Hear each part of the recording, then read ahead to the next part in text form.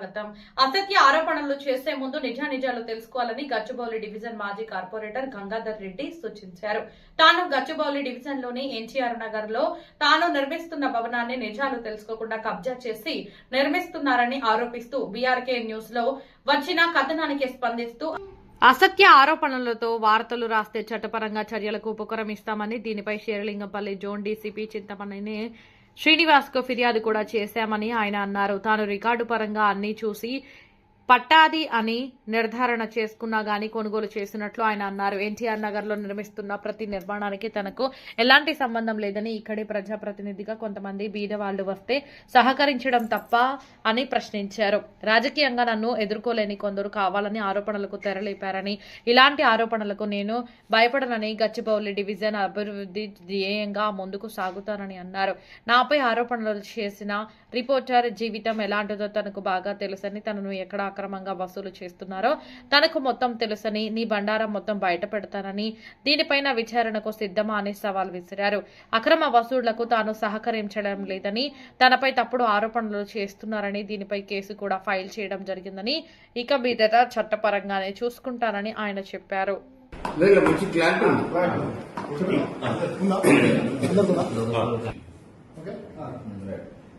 అందరికి నమస్కారం. గత 2 రోజుల నుంచి ఒక యూట్యూబ్ ఛానల్లో, బీఆర్కే న్యూస్ అనే ఛానల్లో నా మీద వ్యక్తిగతంగా కొన్ని ఆరోపణలు రావడం జరిగింది. మరి దాన్ని పరిశీలించిన తర్వాత ఆ బీఆర్కే న్యూస్ ఛానల్లో ఏదైతే వాస్తవాలుగా చిత్రీకరిస్తూ ఏదైతే ఎన్టీఆర్ నగర్లో ఒక బిల్డింగ్కి సంబంధించి నా ఫొటోస్, వీడియోస్ పెట్టి కొంతమంది రాజకీయ నాయకుల ప్రోద్బలంతో కావాలని గత 24 సంవత్సరాల నుంచి సుదీర్ఘ రాజకీయ కాలంలో నేను కార్పొరేటర్గా మొన్ననే పదవీ కాలం పూర్తి చేసుకున్న తర్వాత మరి నా మీద ఒక తీవ్రమైన ఆరోపణ చేయడం జరిగింది. బీఆర్కే న్యూస్ ఛానల్లో లోకల్ రిపోర్టర్ రవి, షేరింగపల్లి సంబంధించిన అతను.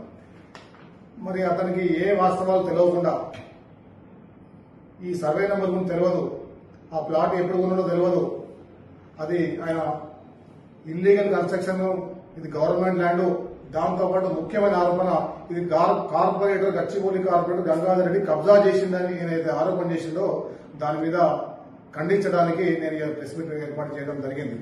వాస్తవంగా గత 5 సంవత్సరాల నుంచి ఏ రోజు కూడా ఏ ప్రెస్ సోదరుడు కూడా నన్ను ఇబ్బంది పెట్టి కానీ, నా మీద ఆరోపణ కానీ, గత 20 సంవత్సరాల నుంచి ఏ ప్రెస్ సోదరుడు కూడా ఇప్పటి వరకు నా మీద ఒక ఆరోపణ చేయలేదు. నేను ఆ తప్పు చేయలేదు. వాళ్ళు కూడా ఇంతవరకు ఎక్కడ కూడా ఆరోపణ చేసి నా మీద ఎక్కడ కూడా రాసిన లేదు. నేను ఎప్పుడు కూడా ప్రెస్ అంటే మంచి గౌరవం ఇచ్చి, ప్రెస్ అంటే మంచి ఆదరణ ఇచ్చి, ఏ ప్రెస్ సోదరుని కూడా అన్నా నేనున్నా, మీరు నాకు ఏదైనా సహాయం చేయండి, వాస్తవాలు చెప్పండి, సీసీ రోడ్లు వేసినా, డ్రైనేజ్ చేసినా, గచ్చిబౌలి అభివృద్ధి విషయంలో అన్నింటిలో ముందుండి ప్రతిరోజు ప్రెస్ సోదరులు నా పేపర్లో వచ్చేటట్టు ప్రతిరోజు చేసినందుకు సంతోషంగా మొన్న కూడా నేను ప్రెస్ మీట్ చెప్పడం జరిగింది.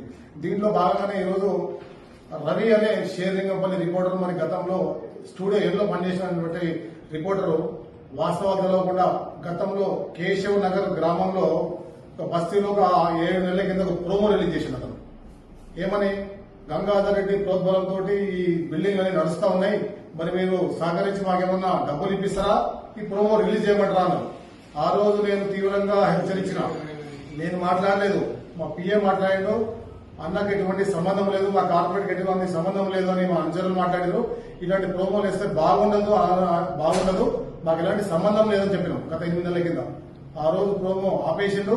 దాని తర్వాత ఆ మనసులో పెట్టుకుని మాకు డబ్బులు ఇప్పించట్లేదు, మాకు బిల్డింగ్ ఎక్కడైనా అంటే నేనేమన్నా ఇప్పుడు బ్రోకర్గిరి ఇవ్వాలా, నువ్వు బిల్డింగ్ కాడికి పోతావు, నేను కార్పొరేటర్గా నేను నీకు డబ్బులు ఇప్పాలా, ఇది ఎక్కడ న్యాయది? కావాలని ఒక కక్ష కట్టి కొంతమంది మా దగ్గర ఉన్నటువంటి బ్రోకర్ల మాదాపూర్లో ఇవాళ నువ్వు ఫార్చునర్ కార్లో తిరుగుతుంటే ఎక్కడి నుంచి తిరుగుతున్నావు? ప్రతి ఇంట్లో నువ్వు ఎన్ని డబ్బులు వసూలు చేసినావు, ఏ బిల్డింగ్ కాడ ఎంత డబ్బులు తీసుకున్నావు అనేది నేను నిరూపిస్తా. నీ దమ్ముంటే నా ల్యాండ్ కబ్జా నిరూపి, నీ ఛానల్ నిరూపి. ఈ ల్యాండ్ ఎక్కడి నుంచి వచ్చిందో నేను మొత్తం నేను కొన్నప్పటి నుంచి పేపర్ నేను పెడతా, ఇలా పేపర్ వాస్తవాలపై నేను పెడుతున్నా. కానీ నీ చరిత్ర ఏంది?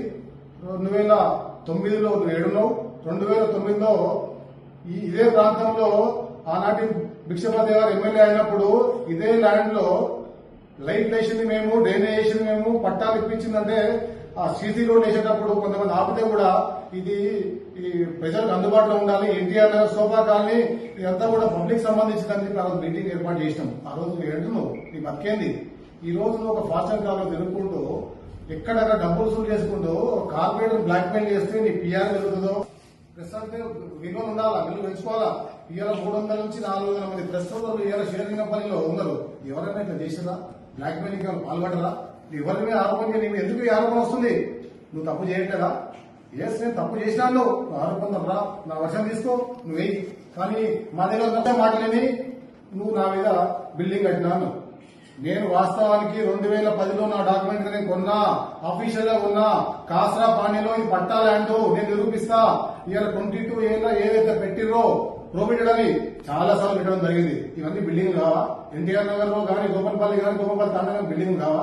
నేను ఒక్కనే బిల్డింగ్ కడుతున్నా, కానీ మా ప్రజలు కట్టుకోవాలా, మా ప్రజలు ఇక్కడ ఉండాలా, నేనే ప్రోత్సహిస్తున్నా.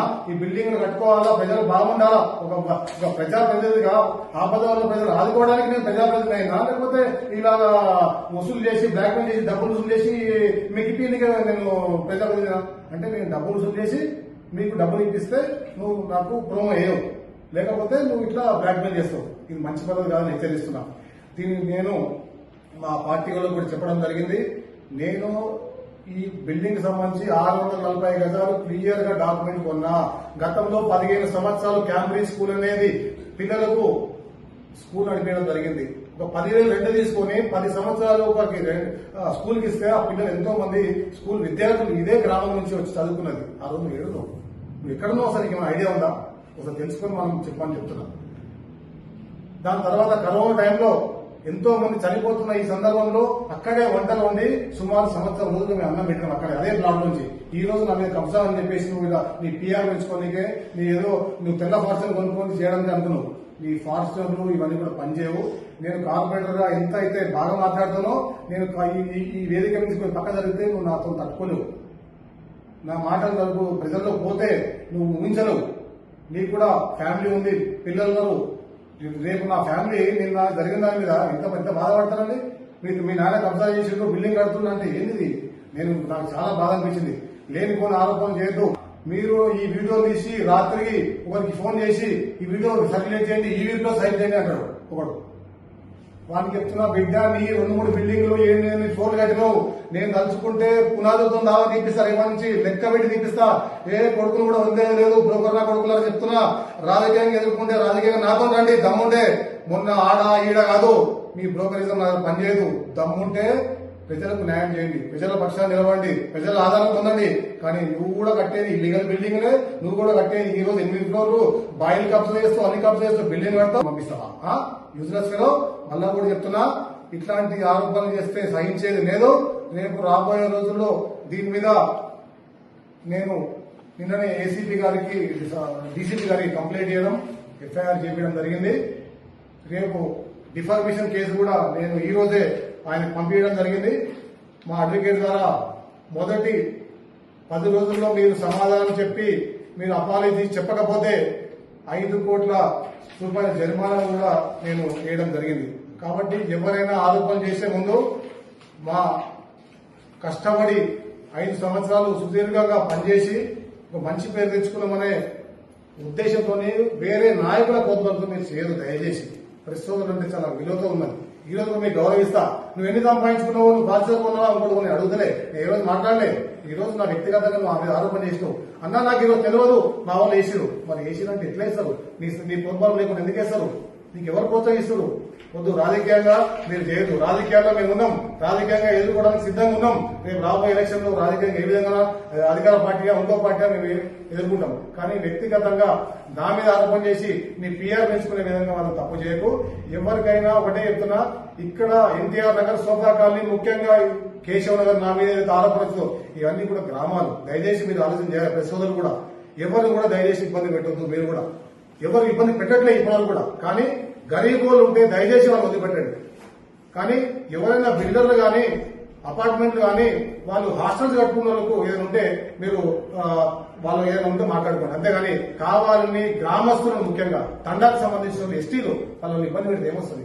అక్కడ కేశవరంలో ఒడ్డర సోదరులు వాళ్ళంతా రాయి కొట్టుకొని వాళ్ళ జీవనం కట్టుకుంటారు. వాళ్ళు డబ్బులు అడిగితే బ్లాక్ మెయిల్ చేస్తే ఎట్లు ఇస్తారు? ఎందుకు ఇవ్వాలి? మీకు ఇలా నేను గెలిచిన తర్వాత నా కార్యకర్తలు ఇల్లు కట్టుకోవాలా, ఇంటి గొడవ పట్టించుకోవాలా? నేను గెలిచిన పాపం అదా? కబ్జాలు చేయాలన్న ఉద్దేశమా? కాదు కదా. దయచేసి ప్రజలను ఎక్కడ కూడా ఇబ్బంది పెట్టిన దాఖలాలు ప్రస్తుతం ఎక్కడ కూడా లేవు ఇప్పటివరకు. కానీ ఇలాంటి వాళ్ళ వల్ల ఒక వేరే వాళ్ళందరూ మచ్చ వస్తుంది. దయచేసి ఎన్టీవీ, టీవీ9 అన్ని నిందిత ప్రతి ఛానల్ 350 మంది విలేకరులు, ఏ ఒక్క విలేకరు కూడా, ఏ పేపర్ కూడా, ఏ అభ్యర్థిని కానీ ఎక్కడ కూడా ఒక్కరు కూడా ఇబ్బంది పెట్టిన దాఖలాలు ఈరోజు ఎన్టీఆర్ నగర్ కానీ మేము చెప్పే 3 పేర్లు కూడా ఎవరు ఇబ్బంది పెట్టలేదు. నేను ఈ ప్రెస్ ముందు చెప్తున్నా. కానీ నీ వల్ల నువ్వు చేసిన ఆరోపణల వల్ల ఒక ప్రజాప్రతినిధిగా నాకు, నా ఫ్యామిలీకి, నా కార్యకర్తలకు ప్రతి ఒక్కరు కూడా ఇబ్బంది కలుగుతుంది. దయచేసి ఇవన్నీ కూడా మానుకొని ఏ విధంగా అయితే నువ్వు తప్పు చేసినావో అది యాజ్ ఇట్ ఈజ్ గా అది తీసేసి అపాలజీ చెప్తే మేము ఏ విధంగా ముందుకు వస్తాం. లేకపోతే చట్టపరంగా మేము ఎదుర్కొంటాం. మీ ఛానల్ ఎక్కడెక్కడ నిలదీస్తాం. నీ మీద ఎన్ని ఆరోపణలు ఉన్నాయి, ఎక్కడ ఏం చేసినావు, ఏ కబ్జాలు కాదు, నువ్వు ఎక్కడ ఎన్ని రూపాయలు తీసుకున్నావు ఎవిడెన్స్ నా దగ్గర ఉంది. నేను చెప్పగలుగుతా. ఇవాళ నేను క్లియర్ గా నువ్వు ఏ రూపాయి ఎక్కడ తీసుకున్నావు, ఏ బిల్డింగ్ ఎంత మాట్లాడుకున్నావు రుజువు నేను చేయగలుగుతా. నువ్వు నా మీద ఏం ఆరోపణ చేస్తావు చేసుకో. నా విషయంలో ఇంకొకసారి ఆధారం లేకుండా ఆరోపణ చేస్తే పరిణామాలు చాలా తీవ్రంగా ఉంటాయి.